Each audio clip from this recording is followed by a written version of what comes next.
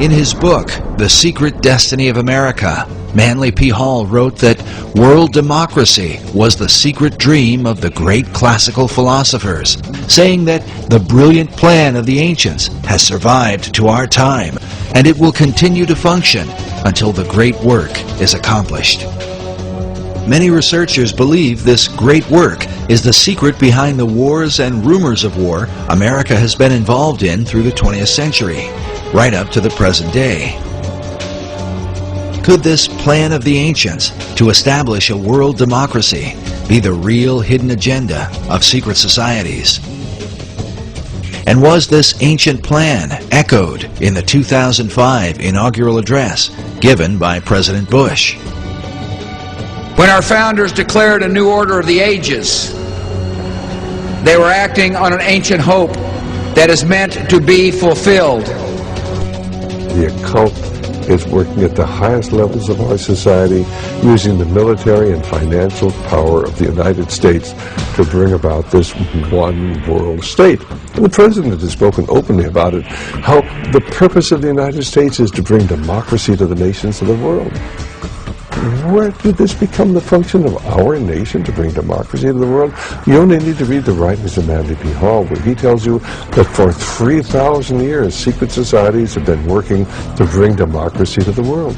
You read President Bush's speech before the Association on Democracy, the National Association of Democracy. He tells you for 2,500 years, people have been working to bring democracy to the world.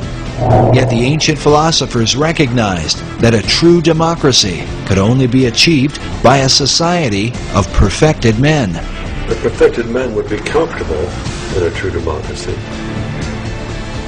And probably a true democracy cannot emerge until there's enough of such human beings in the world that can take over the government of man. And it will be that kind of leadership. It will be like Plato's vision of the philosopher king, the man who has wisdom and the man who has power. Democracy has the occult promise of a fair world to live in.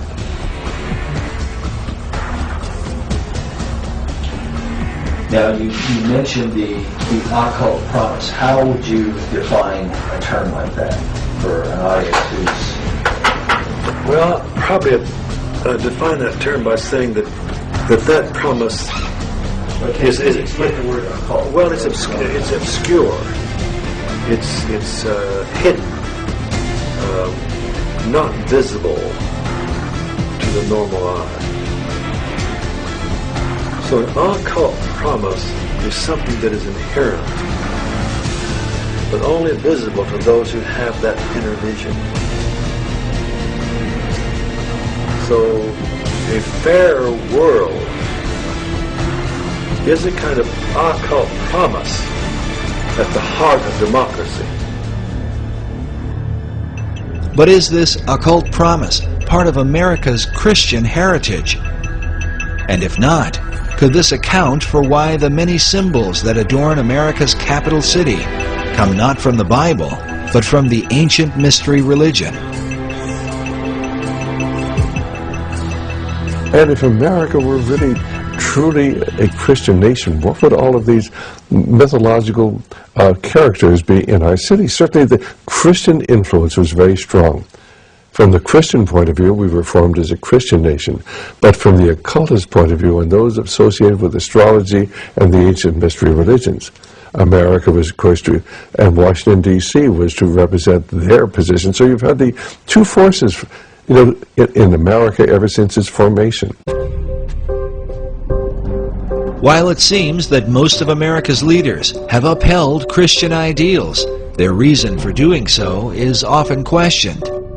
If they were Christians, why would they erect monuments to pagan gods and goddesses? And if they were pagans, why confess to Christian ideals? Manly Hall suggests the reason may have been one of self-preservation.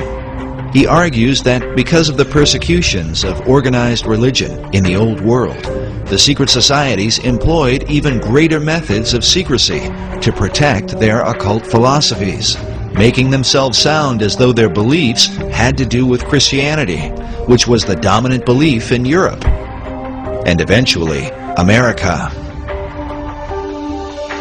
He says the pagan intellectuals reclothed their original ideas in a garment of Christian phraseology, but bestowed the keys of the symbolism only upon those duly initiated and bound to secrecy.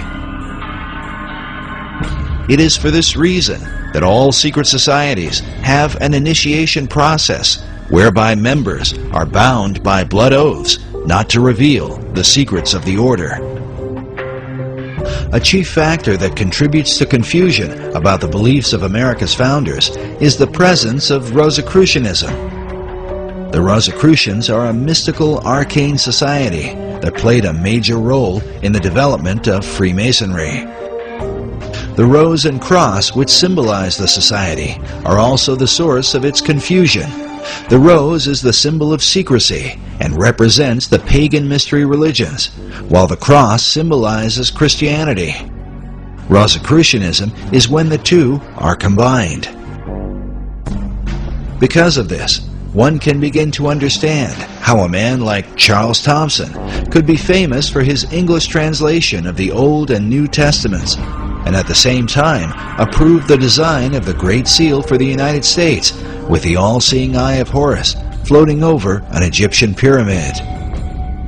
Thomson was closely associated with a man named Peter Miller, a well-known 18th century Rosicrucian and the leader of the Ephrata community in Ephrata, Pennsylvania. The Ephrata cloister is believed to have been the first esoteric settlement in the New World, with connections to some of the founding fathers, such as Benjamin Franklin and George Washington. The early Ephrata movement clearly held mystical beliefs, even driving stakes into doorways to ward off evil spirits. We now know for certain that they were Rosicrucians. It was Washington was close to these individuals, as well as Franklin and Washington and Jefferson. Benjamin Franklin even enlisted the aid of Peter Miller to translate the Declaration of Independence into a number of European languages and to inform the world of America's independence. The printing for these translations was done at the Ephrata cloister. Peter Miller would have been further connected to many of the founding fathers through the American Philosophical Society, founded originally by Benjamin Franklin in 1743. The Society's members included such prominent figures as Thomas Paine, Alexander Hamilton, Thomas Jefferson, the Marquis de Lafayette, George Washington, Charles Thomson, and of course, Peter Miller. Later members would also include such names as Charles Darwin and Thomas Edison. Franklin Society is thought to be directly related to the earlier concepts set forth by Sir Francis Bacon. According to Michael Howard in his book, The Occult Conspiracy, Franklin's American Philosophical Society was operated in the same tradition as the Royal Society in England, which was based on Sir Francis Bacon's Rosicrucian concept of the Invisible College. In the history of the Royal Society, they refer to the beginnings of the Royal Society came from a group of people who called themselves the Invisible College. The purpose of the Royal Society of London was to further Bacon's advancement of learning through scientific investigation. It is without question, however, that some of their work led to the metaphysical and the occult. And then we find that the Rosicrucians called themselves the Invisible Brotherhood, and the College of Rosicrucians was therefore what was called by them the Invisible College. A Rosicrucian influence can be clearly seen in some of America's symbols. For example, this image of a pelican feeding her young appears in Manly Hall's Secret Teachings of All Ages and is very common to Rosicrucianism and Freemasonry. Now notice the Great Seal for the state of Louisiana. This particular replica is found inside the inner corridors of the U.S. Capitol. The Temple Church in London is a well-known Knight Templar church. Here we can see that the Golden Rosy Cross can be traced back to the mysterious knights. Now, notice the art surrounding the shrine. how a series of squares are shown with red and golden roses in the midst. The shrine opposite has a variation of the same design. Now consider this same pattern as it appears throughout the interior of the state capitol.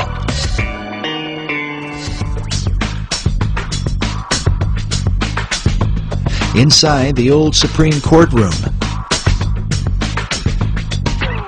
and in various forms throughout the Library of Congress.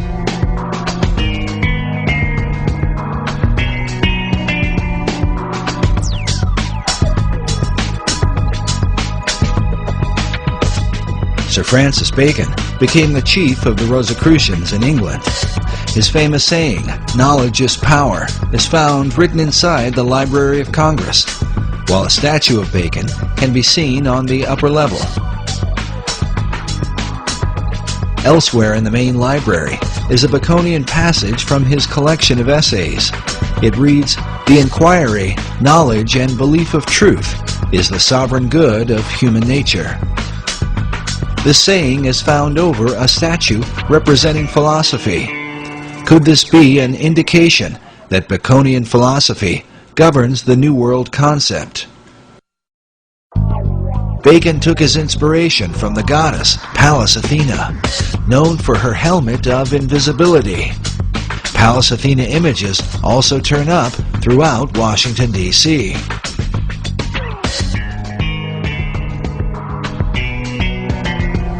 The Virginia State Seal bears the image of Athena with her foot upon a fallen king whose crown is cast aside. The word Sic Semper Tyrannis, thus always to tyrants, written beneath. To the Romans, Athena was called Minerva. This painting of Minerva can be found in the Great Hall of the Library of Congress. At 15.5 feet high, it is the most imposing image in the room. Notice she holds a spear that comes like a ray of light from the sun, with a traditional helmet of Athena at her feet. This particular work was done by 19th century artist Elihu Vedder. Vedder was known as a symbolist painter whose style was part of a movement that can be traced to France during the 19th century and an art house called the Salon de la Rose Croix. Yes, they were a group of Rosicrucian artists known for promoting symbolic and often bizarre imagery, some of which, like the image of this satyr, seems to be repeated inside the Library of Congress.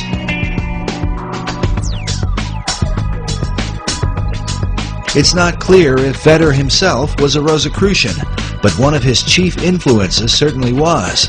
William Butler Yeats was a prominent member of the Golden Dawn, a Rosicrucian secret society. Yeats, along with Irish mystic William Blake, are said to be two of Vedder's leading inspirations.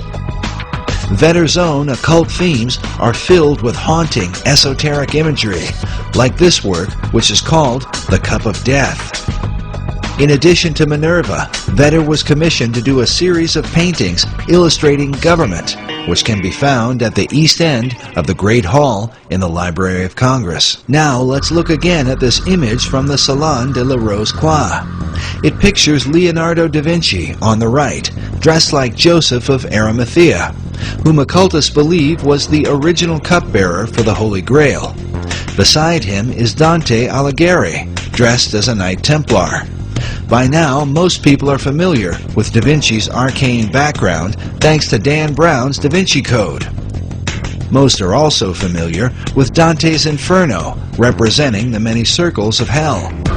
But according to Michael Howard, Dante was no ordinary writer.